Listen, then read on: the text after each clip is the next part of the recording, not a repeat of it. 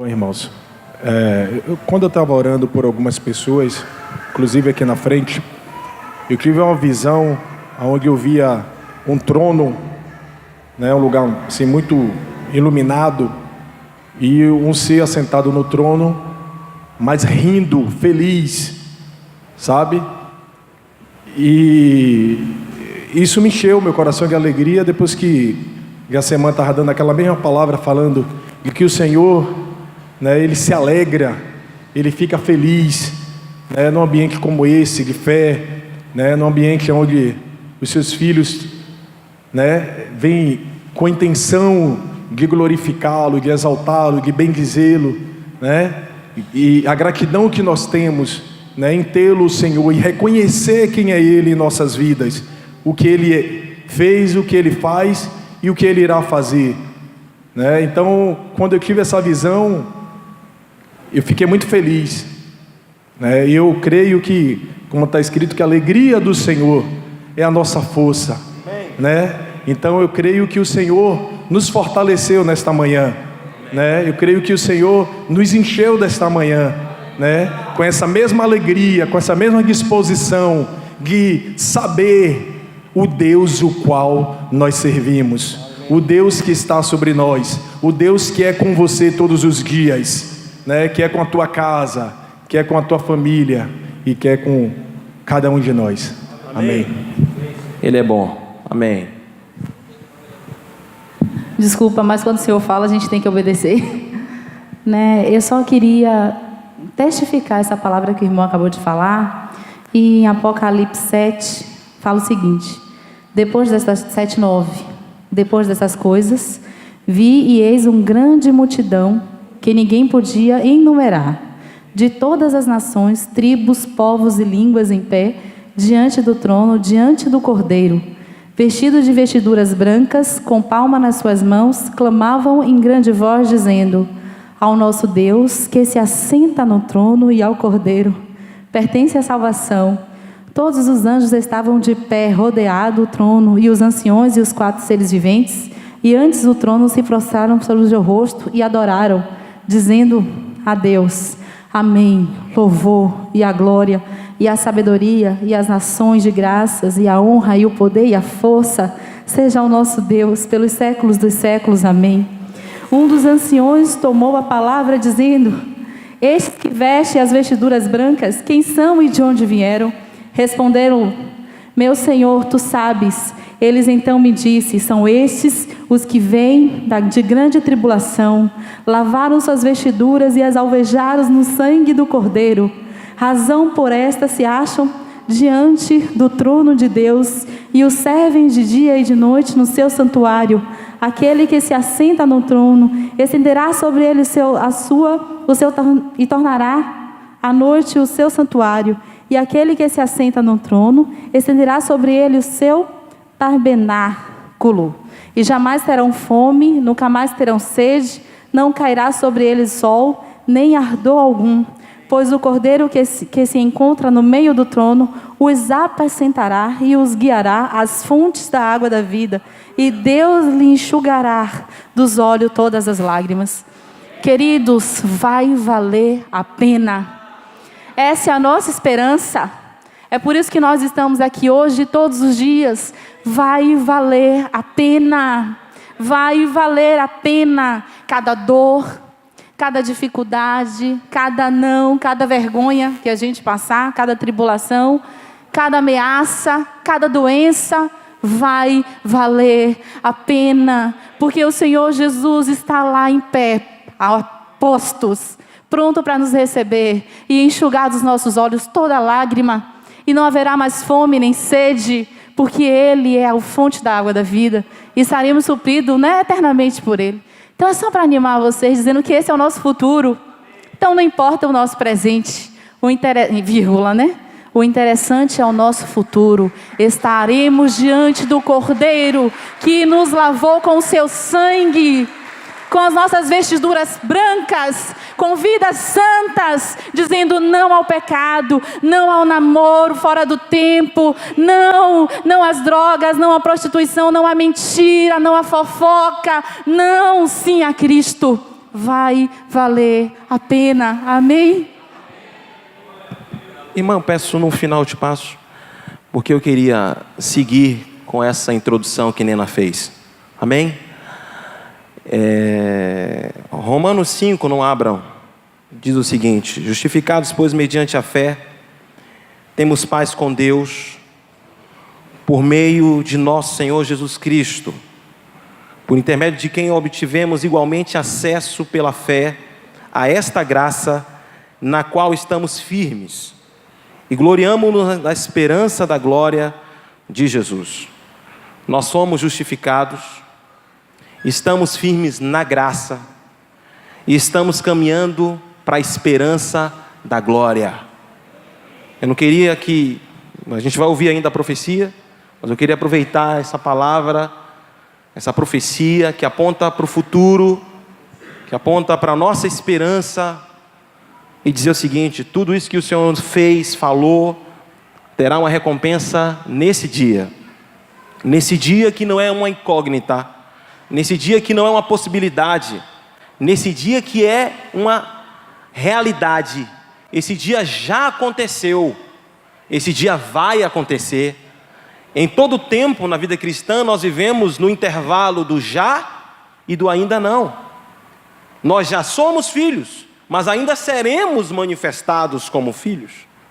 Nós já estamos salvos, mas ainda um dia teremos completa a nossa salvação. Por isso, esse texto que Lena leu, apontando para o Apocalipse, ou para a revelação de todas as coisas, deve motivar a nossa perseverança no caminho de Cristo. Mas, e eu gostei de como o Espírito Santo me ajudou, a forma que o Espírito Santo utilizou Nena, porque não adianta só vislumbrarmos a esperança da glória, ou mesmo ficarmos estupefatos olhando, se não atentarmos para que a doutrina precisa de prática. Todo esse querigma, toda essa verdade poderosa, ela exige de nós, mas é um exigir que é muito pouco de nós. E aí os nossos irmãos presbiterianos explicam isso muito bem, no sentido de que é tudo por graça. Amém ou não? Efésios 2 fala que as boas obras já tinham sido preparadas para nós, para que andássemos nela. Mas o fato é que estamos dentro de um propósito e um planejamento muito bem traçado e organizado pelo Pai, pelo Filho, pelo Espírito, e eu e você fomos escolhidos para estarmos dentro dele. Amém? Nós não estamos, a Semana costuma repetir isso diversas vezes, dentro, ou não somos pertencentes a uma religião, mas estamos dentro de um propósito eterno. E tudo o que ocorreu nesse encontro, e que ocorreu durante toda essa semana nos encontros da Igreja na Casa, é para o processo de santificação. Amém? Um outro texto antes de ir para Efésios, que eu gostaria de ler, não precisa abrir, está em Hebreus 2:1, que diz o seguinte: por esta razão, pelo quê? Por tudo isso que ouvimos, por tantas palavras, pela cura da irmã Lourdes, pela ação de Deus, trazendo Patrícia, Kleber, Marcelo, com tanta diversidade, tanta riqueza no meio da sua igreja. Por esta razão importa. É isso que a gente precisa entender. O Evangelho nos compromete, o Evangelho nos chama, o Evangelho não nos deixa ébrios. Por isso que eu gostei como a Nena falou assim: o Espírito Santo me chamou e eu não posso resistir. É melhor do que o Espírito Santo me incomodou ou me trouxe a pulso. Ele não faz isso. O Espírito Santo não arranca, não mete o pé na porta. O Espírito Santo fala. Está escrito em Apocalipse 3, Jesus falando que bate na porta, ele é educado. O importante é que consideremos todas as verdades ouvidas, e é o que o escritor de Hebreus diz: por esta razão importa que nos apeguemos com mais firmeza a todas essas verdades ouvidas. Para quê? Para que jamais nos desviemos delas. Lindo, fantástico, o céu desceu, como os mais pentecostais costumam dizer e cantar, mas há um compromisso e uma responsabilidade para todas as verdades ouvidas e reveladas ao nosso coração. Amém ou não? Há um futuro claro. Romanos 5, Paulo fala da justiça que ocorreu no passado, aponta para a graça na qual estamos firmes e diz lá, há uma esperança da glória. E aqui é só um ensaio de como será naquele grande dia. Amém ou não? Está perto, irmãos. Está muito perto. É por isso que o escritor de Hebreus, depois que dá aquele currículo de tantos irmãos, falando em Hebreus 11, de tantos irmãos que viveram dias tão difíceis, ele diz: visto que nós temos uma grande nuvem de testemunhas, Paulo, Pedro, Abraão, Jacó, visto que temos esses que não são mais parte da igreja militante, mas estão agora na parte da igreja triunfante, aqueles que já puderam falar como Paulo: combati o bom combate, corri a carreira, guardei a fé, visto que nós temos a rodear-nos uma tão grande nuvem de testemunhas, livremo-nos, e é o que Nena falou, santificação, livremo-nos do quê? De todo o peso e do pecado que tão de perto, que tenazmente nos assedia todos os dias, olhando para o autor e consumador da nossa fé, Jesus, aquele que em troca da alegria suportou a ignomínia, pelo prêmio, pela graça de ter a igreja e de colaborar com o propósito eterno dele, do Deus Todo-Poderoso Jesus. Amém ou não? Efésios 4, eu gostaria então de continuar algo que eu tenho conversado com os irmãos, e depois de feita a introdução por Nena, apontando para o futuro e para uma realidade, uma responsabilidade presente, e é exatamente isso. Paulo, nos capítulos 1, 2 e 3, ele nos faz ver a glória. Paulo, no capítulo 1, nos faz vislumbrar o propósito eterno. Ele diz que nós fomos escolhidos antes da fundação do mundo para sermos santos e irrepreensíveis, para sermos adotados como filhos. Ele nos traça, naqueles primeiros capítulos de Efésios, o papel do Pai, bendito Deus e Pai, no versículo 3. O Pai que mandou o amado Jesus. No versículo 10 ele fala que na plenitude dos tempos ele convergiu todas as coisas ao cabeça, Cristo. No versículo 13 e 14 ele fala que o Espírito Santo é o penhor e o selo da nossa salvação. Então, capítulo 1, ele desmembra toda essa grandeza, entendendo Paulo que isso não é fácil de entender numa mente humana, por mais teológica que seja, por mais hermeneuticamente correta que seja. Ele faz a oração dizendo: Pai, ilumina os olhos do coração deles, para que eles tenham um espírito de revelação, para que eles tenham a capacidade dada pelo Senhor de compreender o poder, a esperança. Amém ou não? Quando chega no capítulo 2, ele continua desvendando o mistério que Deus fez de dois povos serem um, e ambos os povos estavam mortos nos vossos delitos e pecados, mas ele nos vivificou. E ele fala, amplia essa coisa linda para a gente. No capítulo 3, ele continua falando agora da igreja, da beleza da igreja, do papel da igreja, a qual agora os principados e potestades conseguem vislumbrar e ver a grandeza de Deus na igreja. E faz aquela oração maravilhosa, dizendo que toda a família na terra dobra os joelhos e ora. E continua falando de coisas inefáveis, dizendo que a gente vai compreender a altura, profundidade e largura. Ainda no capítulo 4, no versículo 1, ele nos chama para uma prática, dizendo o seguinte: rogo-vos, pois, irmãos, aqui andeis, prática. E eu lembro de Gálatas 5, 26, quando diz o seguinte: aquele que vive no Espírito, ande no Espírito. Vida cristã não é meia dúzia de conceitos e doutrinas lindas, as quais ficamos mais inteligentes, porque falamos palavras como concupiscência, os oráculos de Deus, mas é uma revelação poderosa que nasceu no coração de Deus e que nos remete a uma prática. E é o que Paulo começa falando no capítulo 4, versículo 1, dizendo: rogo-vos, pois, A expressão é: eu chamo vocês para perto, depois de terem vislumbrado a glória, que andeis. Peripatum. Que andeis de modo digno da vocação, do chamado, ao qual eu disse lá no capítulo 1. Amém, Vanessa? Chamado para ser filha, filho. Chamado para ser santo e irrepreensível. Amém ou não? Depois ele começa a falar no capítulo 1, desmembrando todo o papel, e somos um só Senhor, um só corpo. Depois que ele fala, antes disso, ele fala que nós precisamos lutar para manter o vínculo da paz. E depois ele fala do padrão da unidade, um só Senhor, um só batismo. No versículo 7 do capítulo 4 ele fala agora: a medida da graça foi dada a cada um de vós. E por isso ele deu uns como apóstolos, pastores, evangelistas, pastores e mestres, não é isso? Apóstolos, profetas, evangelistas, pastores e mestres. Os chamados a PPM lá por Imitian. Todos esses homens foram dados para o aperfeiçoamento da igreja, até que cheguemos ao pleno conhecimento dele. E não sejamos mais meninos agitados por todo o vento de doutrina. Pronto.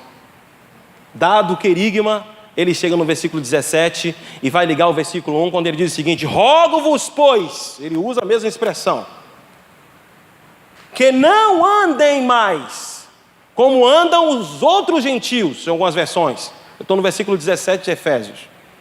Mas como é que eles andam, Paulo? Eles andam na vaidade dos sentidos. Eles vivem voltado para aquilo que sente. Eles são altamente almáticos. Mas eles também vivem, por causa disso, com a mente entenebrecida, uma mente escurecida. Por quê, Paulo? Porque os seus corações estão endurecidos. E por isso, eles se tornam ignorantes e são arrancados da vida de Deus. Paulo apresenta esse cenário, essa admoestação, e continua dizendo o seguinte: por eles viverem assim, eles se entregaram, e a palavra se entregar aí é entregar-se-á, permitir que alguém domine sobre você. E ele diz: esses que vivem na vaidade dos sentidos, entenebrecidos de mente, duros de coração, na ignorância e afastados da vida de Deus, eles foram entregues à dissolução. A palavra original aponta para uma atitude exagerada de pecado. E eu lembro aqui de Romanos 6,16, quando Paulo, depois que fala do padrão de santidade, ele diz o seguinte: saibam de uma coisa, que aquele que viveu uma vida de obediência será escravo da justiça, mas aquele que se submeter ao pecado será escravo da morte. Todos nós fomos libertos no plano da redenção. Entretanto, Paulo explica em Romanos 6,16 que eu voluntariamente posso me dobrar e me entregar ao pecado que é colocado como Senhor ali em Romanos 6,16. Mas voltando para Efésios, ele diz o seguinte: eles vos entregaram a dissolução, e com toda a avidez, ou que é avidez? Com toda a vontade, com toda a entrega, eles passaram a cometer todo tipo de impureza. Todo tipo de impureza. É o que estamos vendo ou não, irmãos? Paulo está falando para a igreja. Paulo não está fazendo uma pregação na praça para incrédulos. Essa é uma carta circular para toda a região da Ásia. Mas Paulo, meio que abruptamente, ele para e diz o seguinte: mas não fosse assim que vocês aprenderam a Cristo. Não foi assim, Marcelo, que aconteceu com você? Esse não é o seu caso. Tudo que eu disse até aqui não tem nada a ver com você, porque você tem ouvido a Cristo, e você tem sido ensinado em Cristo, e tudo isso segundo a verdade em Jesus. Amém ou não? Continue comigo, eu estou no versículo 4, eu tenho que ganhar tempo, então é melhor citar aqui. Eu estou no versículo 4:17, no sentido de que? Eu estou no versículo 21. Paulo fala, ele começa a apresentar agora, depois que ele faz a admoestação, ele começa a apresentar a doutrina, falando de quem somos, que estamos em Cristo, ouvimos a Cristo e somos ensinados em Cristo. Falei na oportunidade, Jesus é o ambiente em onde estamos, Jesus é o professor. Amém ou não? Porque dele, por ele e para ele. Ele é quem ensina, é nele que estamos e é a ele que ouvimos. Tudo isso nesse mistério que Paulo vai falar em Efésios 5. Que mistério? De Cristo e a igreja. Somos um. Quando ele está falando do casamento, diz que ele dá uma parada ali, quando fala do casamento, fala assim, agora há um mistério. Cristo e a igreja, que são um. É nesse processo que Paulo apresenta essa doutrina. Mas no versículo 22 do 4 ele diz, no sentido de que quanto ao trato passado, vos despojeis do velho homem. Não é do velho homem no sentido de que o velho homem está vivo para cada um de nós, não. Aí eu chamo vocês para Romanos de novo. Romanos 6 diz que, de uma vez por todas, Romanos 6,11, devemos nos considerar mortos para o pecado. O velho homem foi crucificado. Mas o que é que Paulo está falando aqui? Ele está dizendo o seguinte, a versão em espanhol diz o seguinte, que nós precisamos tomar cuidado com o procedimento do velho homem, porque esse procedimento está viciado nos desejos. E esses desejos corrompem a mim e a você. É isso que Paulo está falando. Porque de uma vez por todas morremos para o velho homem, Adão, e nascemos para o novo homem, Cristo. Mas ainda há em nossos membros, que ele vai falar muito bem, os quais nós devemos lutar ou santificá-los, desejos que nos destroem. A continuação do texto ele vai dizer, nos invocando aquilo que está escrito em Romanos 12, dizendo o seguinte, e vos renoveis no espírito do vosso entendimento. Como é que se renova o espírito do vosso entendimento? Primeiro, que o renovado no nosso entendimento é um processo altamente passivo nosso, em primeira instância. Efésios 2 diz que ele vos vivificou. Nós estávamos mortos e ele nos deu vida. Mas em Romanos 12, nos é apresentado uma ação ativa nossa. Por quê, Alain? Porque ele diz lá, lendo de trás para frente, ele vai dizer o seguinte, para que vocês conheçam qual é a boa, perfeita e agradável vontade de Deus, renovem as vossas mentes, para que vocês transformem-se e não se conformem. Não é isso que ele fala de trás para frente? E não vos conformeis com esse mundo, mas transformados pela renovação do vosso entendimento, para que possais. A palavra experimentar, como nós somos um povo brasileiro e muito sensual no sentido de sensação, sensual aqui não no sentido erótico, mas no sentido de natural, é uma palavra no original. A gente pode achar que quando Paulo fala de experimentar para que se renove, ele está falando de alguma experiência cristã. Não necessariamente. A palavra para experimentar é a palavra no original para investigar. Essa palavra aparece em 1 João 4, quando diz que nós devemos julgar os espíritos.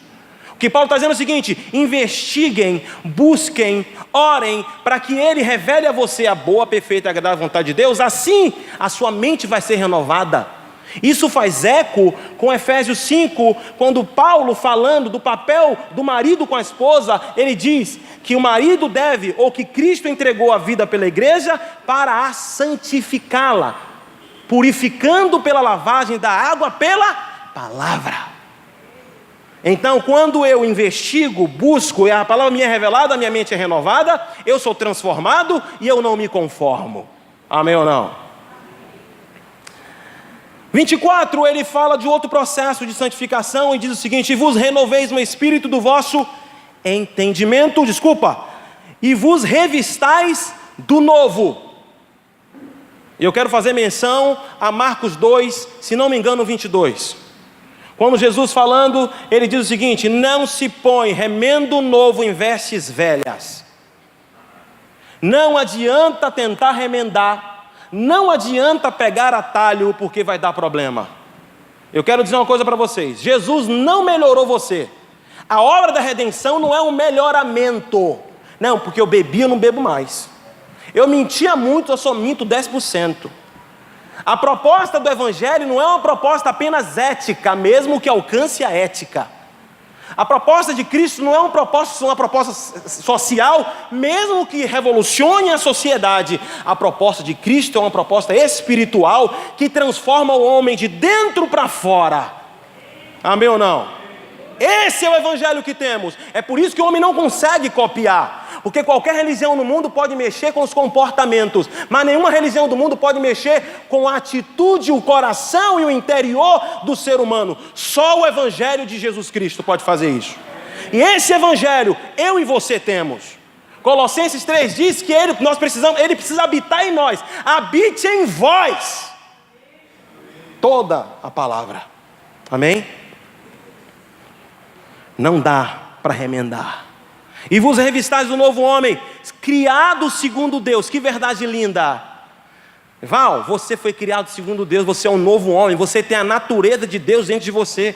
É por isso que não é um absurdo Paulo dizer isso, porque Paulo não está dizendo isso para moralistas, para pessoas que querem ser um pouco melhor, porque não consegue. E Paulo, sabendo disso, em Romanos 2 diz: vocês moralistas, que condenam esses que são depravados, lá em Romanos 1, a partir do versículo 18, aqueles que praticavam a atitude de serem homossexuais, que roubavam, que mentiam, todo aquele currículo lá em Romanos 1, a partir do 18, quando diz que do céu se manifesta a ira de Deus contra todo aquele que, detendo a verdade, manifesta a impiedade. Perdoe que eu preciso dar uma corrida por causa do meu tempo. Eu já corro. Mas vamos lá, está gravado. Então, irmãos, nós precisamos entender que tudo o que foi dito está dentro de um processo muito bem organizado, amém ou não? Renovação de um novo homem que foi criado segundo Deus. Em que, Paulo? Em justiça e retidão, segundo a verdade. Perceba que sempre ele aponta, se o velho homem tem uma característica que é o engano, o novo homem tem uma característica que é a verdade. Amém ou não? Deixa eu dizer uma coisa para você. Não há nenhum problema com o sexo. Não há nenhum problema com a bebida. Não há nenhum problema com a comida. O problema é quando todas essas ações instintivas e naturais do homem dominam a mim e a você. É isso que o pecado faz. É isso que o desejo faz. Faz com que coisas lícitas dominem e invertam. O homem para de pensar.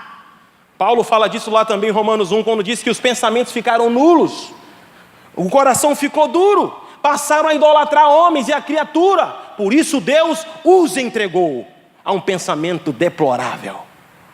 Depois que ele apresenta a admoestação no versículo 17, e apresenta toda a doutrina, ele vai entrar na parte prática. Evangelho não é apenas doutrina, mas é prática. E o Evangelho não é somente prática, é doutrina. Desde sempre há grupos polarizantes, ou seja, grupos que escolhem lados do jogo. Paulo, escrevendo aos Romanos, no final do capítulo 5, levantou-se um grupo que dizia o seguinte: Paulo, já que você está dizendo que onde abundou a graça, onde abundou o pecado, superabunda a graça, vamos pecar. E Paulo começa o capítulo 6 dizendo: meu amigo, que diremos, pois? Continuaremos no pecado para o qual nós morremos? Você não pensa não, meu filho? De modo nenhum. Não é diferente. Há grupos que acham que o importante é a prática e desprezam a doutrina. Há grupos que abraçam a doutrina, somente a doutrina. Paulo nos mostra que não. Nós estamos dentro de uma doutrina muito bem elaborada, organizada e orquestrada pelo Espírito Santo, mas há uma prática. E quem é novo homem? Romanos 6 diz que aquele que foi sepultado com Cristo precisa viver em novidade de vida. Romanos 6,4. Falando agora em Romanos 7, ele fala que nós precisamos viver em novidade de espírito. E mais do que isso, quando ele fala da relação que tínhamos com o pecado, ele diz que nós, Adriano, morremos e deixamos o pecado viúvo, mas ressuscitamos, casamos com Cristo e agora, na nova vida, precisamos frutificar para Cristo. Amém ou não? Entendendo isso, ele vai começar a série de instruções. E essas instruções, Paulo vai sempre dizer não, sim e o porquê não ou sim. A primeira injunção dele é a seguinte: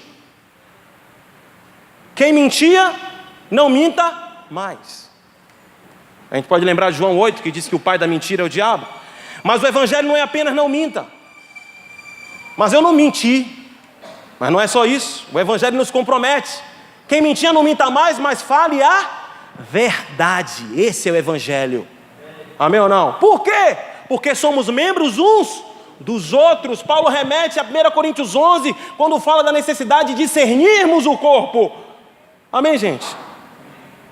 A próxima injunção é a seguinte: irai-vos, mas não pequeis. Como é que eu vou pecar, Paulo, se eu irar? Se você permitir que o sol se ponha sobre a vossa ira. E aqui eu quero chamar vocês para Tiago 1, 29, se não me engano. Quando Paulo fala aqui, 29 e 30, se não me engano, quando ele diz o seguinte: sejais pronto para ouvir, tardio para falar, tardio para irar-se. O legal é que a palavra em Tiago não é não se ire nunca.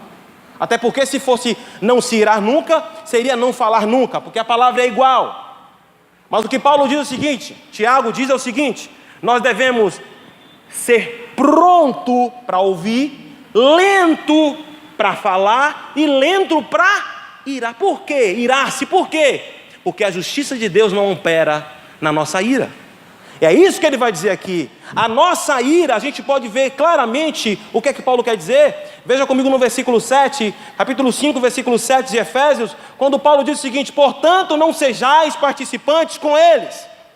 E ainda no versículo 11 ele diz o seguinte: e não sejais cúmplices nas obras infrutíferas das trevas, antes, porém, reprovai-as, porque o que eles fazem em oculto, o só referir é vergonha. Então a minha ira não pode ser contra a pessoa, mas contra o pecado da pessoa.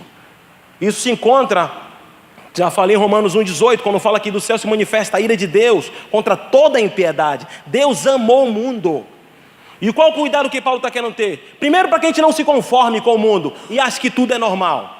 Então não é normal um cristão que vê a prostituição, o roubo, a lascívia, a desonestidade, falar é normal. Não, ire-se.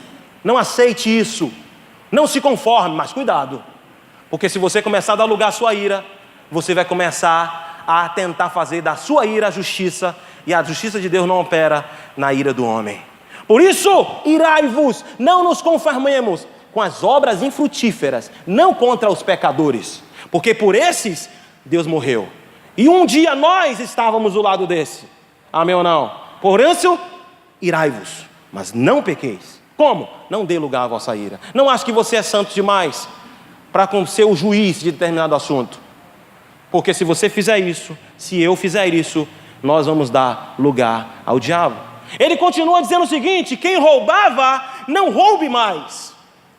Já seria o suficiente no Brasil. Já seria bom demais. Um mandato desse cristão no Brasil já seria uma boa ajuda. Mas o evangelho vai muito longe.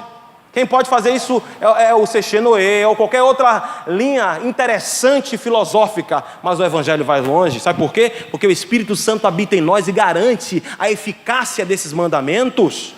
Então ele diz: quem roubava, Vanessa, não roube mais, antes trabalhe. E aí o original ajuda, porque a palavra trabalhe aí não é a palavra normal na maior parte do Novo Testamento, que é a palavra ergon, ou de ergométrico, de teste de esforço, mas é a palavra que só Paulo usa, ou 90% das vezes só ele usa, que é a palavra, esqueci do grego, mas não importa, mas a palavra aí é uma palavra que aponta para um esforço de fadiga, entendeu? A palavra aí não é trabalhe, não. Eles falam o seguinte: quem roubava não roube, agora se acabe de trabalhar até se fadigar. A palavra é outra. Se você pegar a primeira palavra, quem roubava, trabalhe com todo esforço. Para quê? Para mostrar ao povo que você tem condição. E aqui enlouquece. Não. Fazendo com as mãos o que é bom para dar aos que têm necessidade. Quem propõe um negócio desse? Se não for o evangelho que garante pelo Espírito Santo. Não adianta parar de roubar, não. Sim, trabalhe muito. Copial, lembrei, obrigado Espírito Santo. Copial. Trabalhe muito para dar. Esse é o trabalho. Esse é o papel de quem é discípulo de Jesus. Mas ele não para por aí. Agora ele vai para a última injunção dessas 4. Eu quero parar, gastar um pouquinho. Que tempo. Que o tempo que eu não tenho. Ele vai dizer o seguinte. Na quarta ordem da prática do viver em novidade de vida do novo homem: não saia da vossa boca nenhuma palavra podre, torpe. Mas não é só isso. Não basta só não xingar, já viu? O povo fica feliz da vida. Acaba com o marido, bate no marido e o marido na esposa.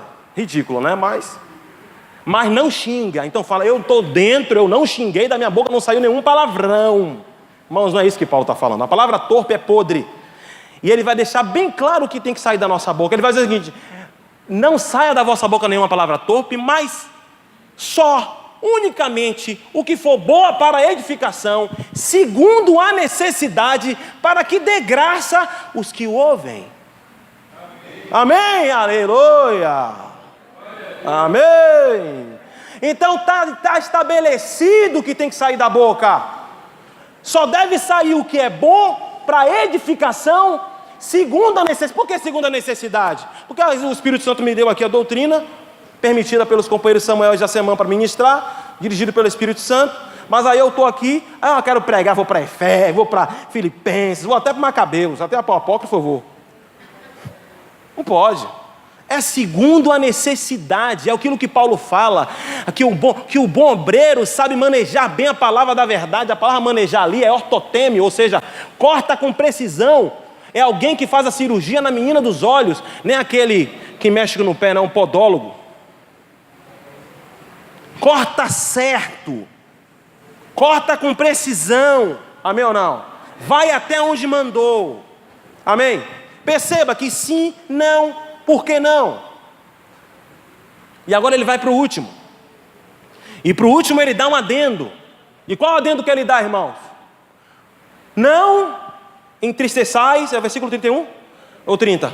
Não entristeçais o Espírito Santo de Deus, no qual fostes selados para o dia da redenção. Ele aponta para o que Nena falou. Depois que ele vem falando da vida normal da igreja, de não mentir, de não se irar à toa, de forma descabida, de não roubar, mas trabalhar, de não sair da vossa boca nenhuma palavra torpe, agora ele fala, não entristeçam o Espírito Santo. E ele agora nos leva de novo para o versículo 1, capítulo 1, dizendo o seguinte: ele é que garante a vossa salvação. Amém ou não? Não o entristeça, porque entristecendo o Espírito Santo, nós estamos fritos e queimados, completamente queimados, amém? Vamos lembrar de Hebreus, nos apeguemos com mais firmeza às verdades ouvidas, para que jamais escorreguemos dela. Não entristeçais o Espírito Santo, Drix, no qual, ele não podia dizer só o Espírito Santo, mas ele faz questão de dizer, foi justificado, queridinha, Deus está na graça, Jesus. Agora a esperança, só com ISO 9040-10.000. Espírito Santo, amigo, é Ele que garante, é Ele que dá o selo de que Vanessinha passou pelo imetro do céu e pode entrar. Entrai, ó filha, nas bodas do Cordeiro, amém? E como é que entristece o Espírito Santo? Fora que tudo que foi dito antes entristece, mas ele vai dar um adendo. E no original não tem essa palavra longe que tem no nosso português. E para mim faz mais sentido. Depois que ele fala que não entristeçais o Espírito Santo de Deus, no qual foste selados para o dia da redenção, ele fala, e toda amargura. O que é amargura? Amargura a gente se remete automaticamente para Hebreus 12, não lembro do versículo. Quando falamos de Esaú, ele fala que a gente precisa ser diligente para que não brote entre nós nenhuma semente de amargura que germinando perturba e contamina muitos. Cuidado com isso. Dentro de casa, marido e mulher. Vamos tomar cuidado com isso. Amargura. A ideia da palavra é de uma raiz que dá semente. E a gente pode ir agora para Hebreus 6, também não lembro do versículo, que diz que aquela terra que recebendo a chuva produz abrolhos e espinhos, ela será rejeitada e queimada. A chuva está caindo sobre mim e você. O que a gente precisa entender é o seguinte: o que é que eu estou frutificando? Se são espinhos e abrolhos amargos, ou se são amor, paz, alegria, amém? longanimidade, domínio próprio, mansidão. Amém? Então, vamos utilizar a versão brasileira: longe de vós toda amargura. Enquanto é amargura, ninguém vê, é raiz. Cuidado, isso compromete a sua salvação e a minha salvação, por mais razão que você ou eu tenhamos. Mas essa amargura, ela vira cólera, ela começa a te agitar.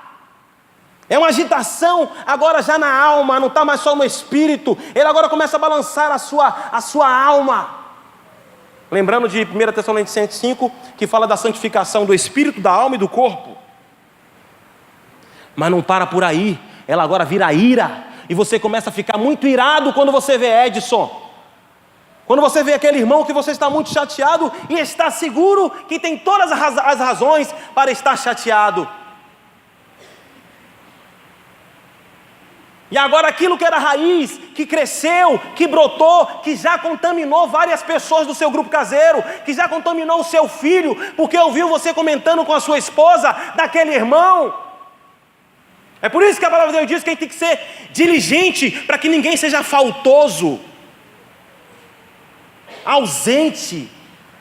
Percebeu Vitinho estranho? Já chama logo.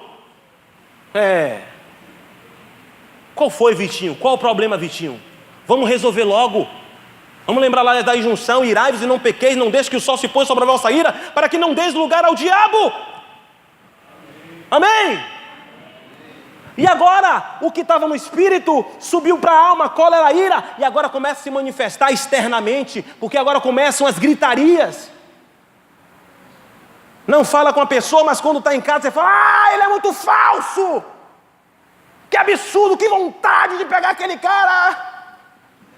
Aí vira para o céu, cheio de fariseísmo, e fala: Deus, faça justiça. Deus fala assim: tu quer mesmo? Vou começar contigo.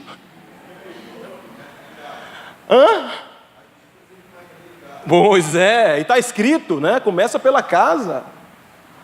Irmão, a maior bobagem do crente é pedir justiça dessa forma. Foi o que Tiago e João pediu, né? Deus, quer que a gente mande descer fogo do céu? Oh, meu pai, vocês não conhecem o meu espírito. Vocês não me conhecem, Tiago e João. E ninguém lembra disso, né? Todo mundo só lembra de Pedro como gente ruim. Só Tiago é o amor. Tiagão não foi nem meter o punhal na cabeça do rapaz, não. Tiagão ia fulminar com fogo. E às vezes é o sentimento que a gente tem. E isso entristece o Espírito Santo. O Espírito Santo que é o nosso selo. Amém, irmãos? Nada de amargura, de cólera, de ira, de gritaria, de blasfêmia. É a próxima palavra que aparece aí. O que é blasfêmia? Falar mal. Falar mal, denegrir a imagem. Irmãos, se esse negócio entrar no nosso coração, já vai perder muito da legalidade em nosso meio. Paulo escrevendo aos Coríntios, no capítulo 6, ele diz o seguinte: sofram dano, sejam injustiçados.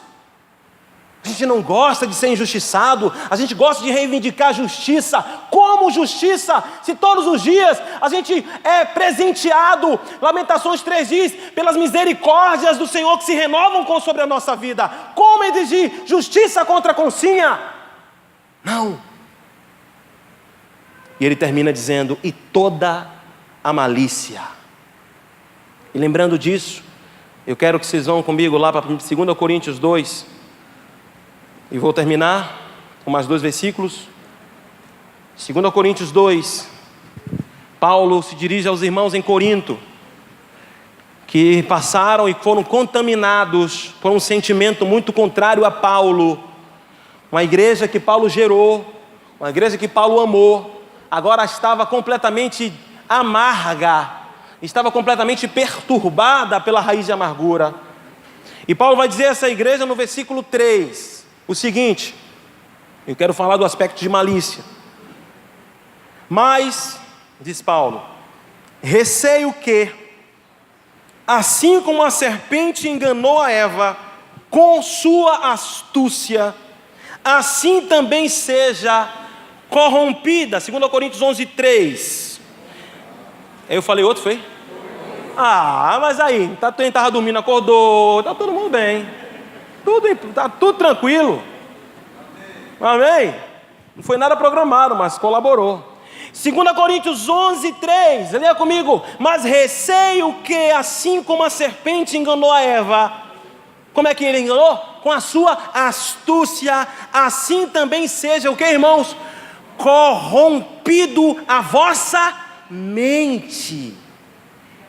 Gente, termina de ler. E se a parte da o quê? Da simplicidade e da pureza devidas a Cristo.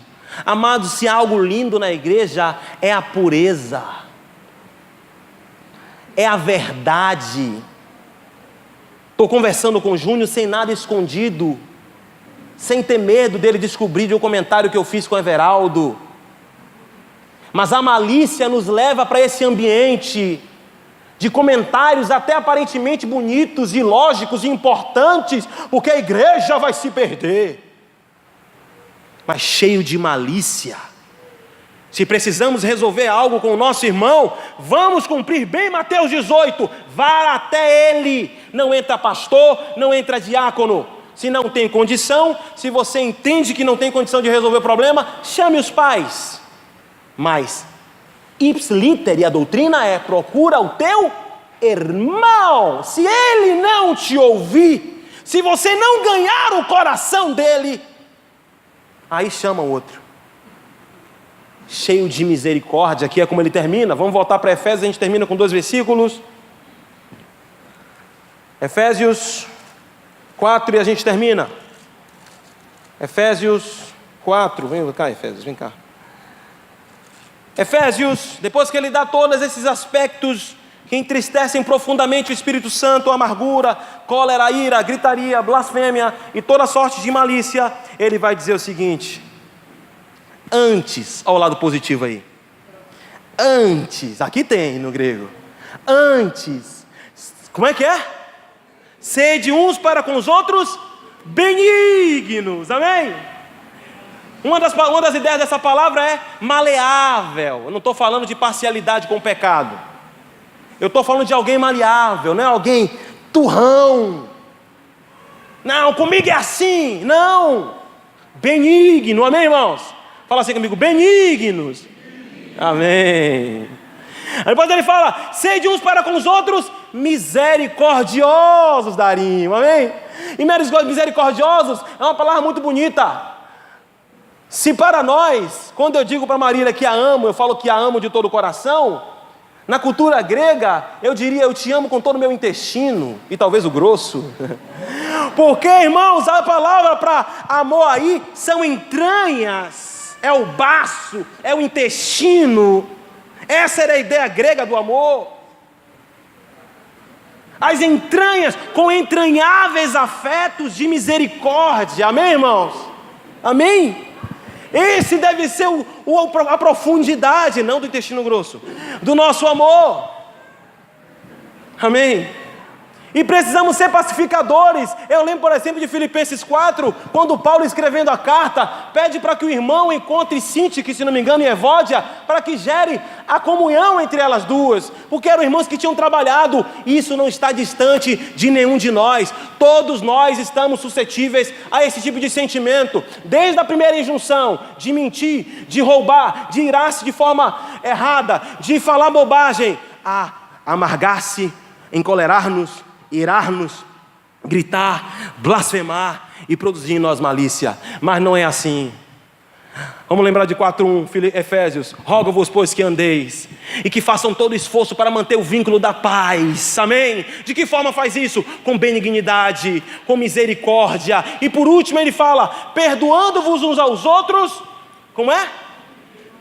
Perdoando-vos uns aos outros, como também Cristo, ou como também Deus em Cristo vos perdoou. Ele dá uma condição, ele dá um adjetivo, ele dá um exemplo. O Espírito Santo não é bobo, porque sabe que amor na cabeça de cada um é de uma forma. Ele diz, perdoem como Deus em Cristo vos perdoou. Isso nos compromete.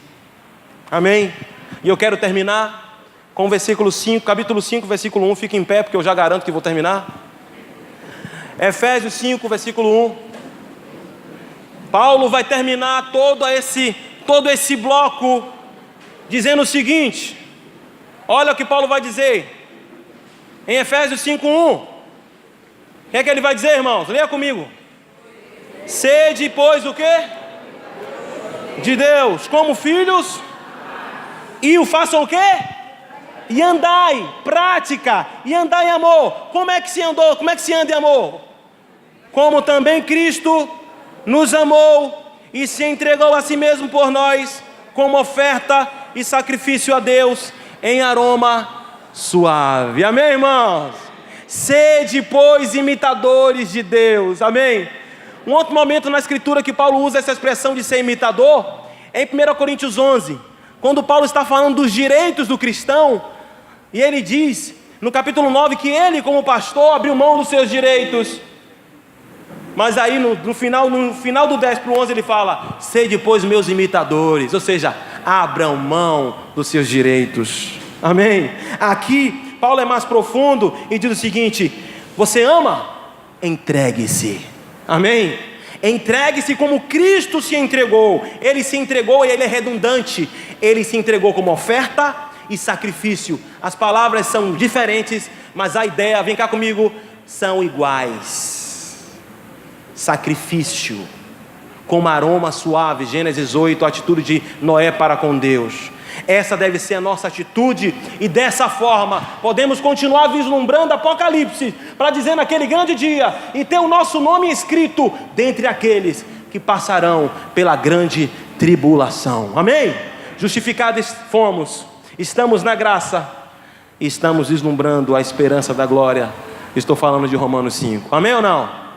Vamos orar. Eu queria que você orasse nessa manhã comigo. Senhor Jesus, desde o início do nosso encontro o Senhor nos fala, e o Senhor nos fala com tanto amor, o Senhor nos fala com tanta ternura, essa é a palavra. O Senhor é tão amoroso, o Senhor é tão misericordioso. Temos desfrutado dessa paciência, dessa longanimidade, dessa benignidade, pelas quais nós temos nos arrependido. Queremos vivenciar a prática da santificação, porque, Senhor, nós temos aprendido com o Senhor. Nós não temos aprendido apenas do Senhor. Nós não estamos estudando a respeito do Senhor, mas estamos aprendendo do Senhor, ou o Senhor, porque o Senhor está vivo. Estamos ouvindo o Senhor, porque até hoje o Senhor fala. Estamos sendo ensinados pelo Senhor, porque até hoje o Senhor é mestre. Fala conosco. Eu oro pelos vínculos entre nós. Liga-nos, Senhor Jesus, nas casas, nas famílias, que o Senhor possa ajustar os relacionamentos nos matrimônios aqui, a relação de pais de pais e filhos, que os filhos submetam-se aos seus pais e os pais não irritem os seus filhos, que as esposas submetam-se aos seus maridos e os maridos entreguem-se em amor por suas esposas. Que seja verdadeiro, e que dessa forma o Evangelho impacte a sociedade brasileira, gere um impacto poderoso na nossa vizinhança. Peço ao Senhor Jesus, peço ao Senhor nessa manhã, em nome de Jesus. Alguma canção?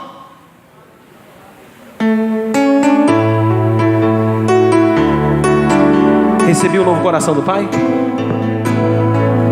Coração regenerado, coração transformado, coração que é inspirado por Jesus. Como fruto, pode sentar, irmãos. Como fruto, rapidinho. Esse novo coração. Eu declaro a paz de Cristo. Eu declaro a paz de Cristo. Te abençoo, meu irmão.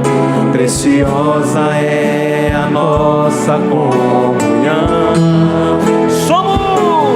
Somos fogo, e assim bem ajustado, totalmente ligado